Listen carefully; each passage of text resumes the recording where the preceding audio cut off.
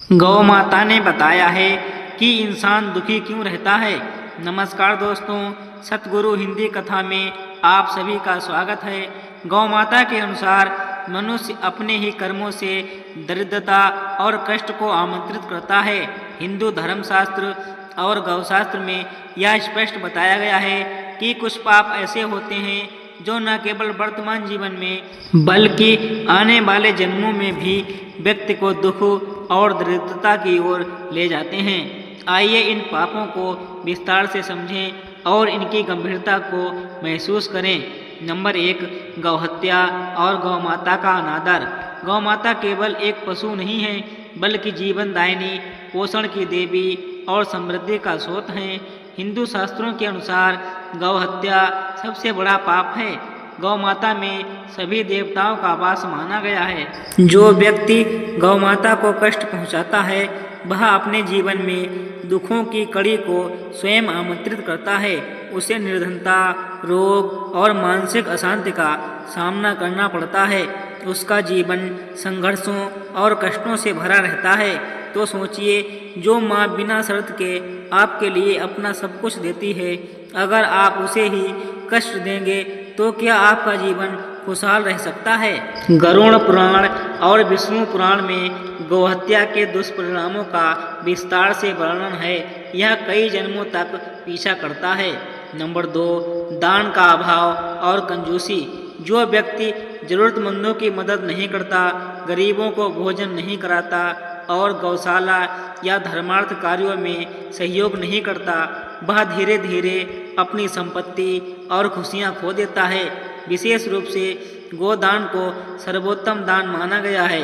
यह जीवन में सौभाग्य, समृद्धि और शांति लाता है। जो व्यक्ति गौ माता को भोजन और सेवा प्रदान करता है, उसके घर में कभी दरिद्रता का वास नहीं होता। कंजूसी से अर्जित धन सुख नहीं देता। ऐसा व्यक्ति भले ही धनवान दिखे, लेकिन उसका जीवन भीतर से खाली और पीड़ादायक हो जाता है। दान से हृदय में करुणा जागृत होती है। दान केवल दूसरों की मदद नहीं है बल्कि आपके भीतर छुपे सौभाग्य को बाहर लाता है।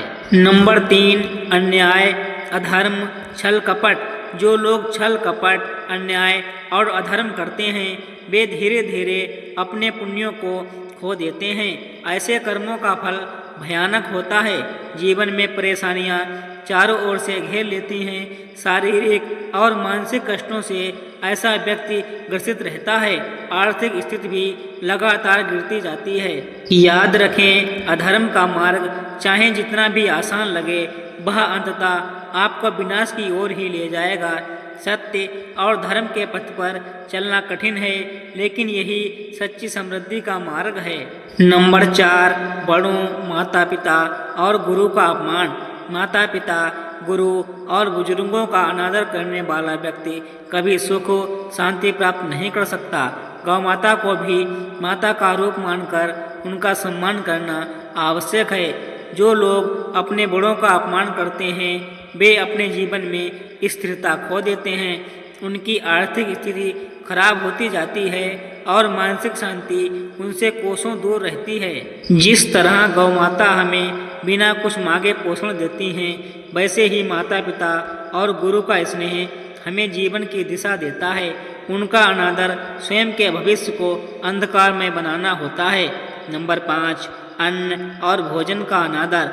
अन्न और भोजन को गौ माता का आशीर्वाद माना गया है।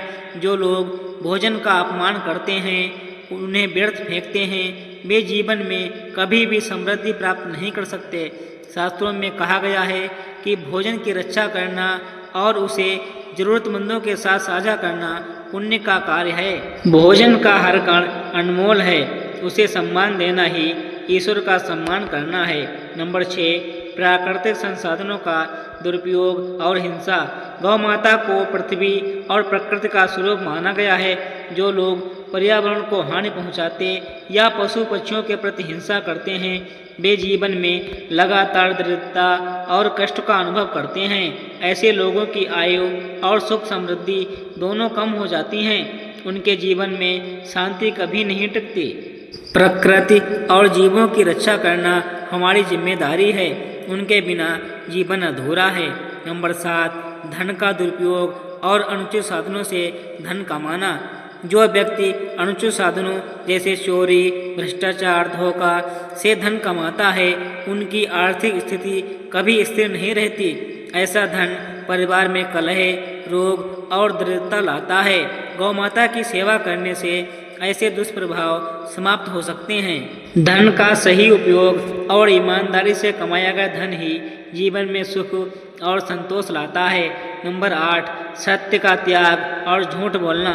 झूठ बोलना और छल कपट करना गौ माता और धर्म के विरुद्ध माना गया है।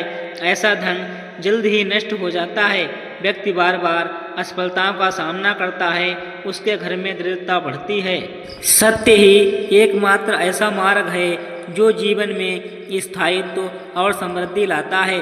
गौ माता की कृपा प्राप्त करने के उपाय। नंबर 1, गौ सेवा और गौदान। प्रतिदिन गौ माता को रोटी, हरा चारा या गुड़ खिलाना अत्यंत शुभ है। नंबर 2, भक्ति और पूजा। गोवर्धन पूजा, गोअष्टमी और अन्य पर्वों पर गौ माता की पूजा करें।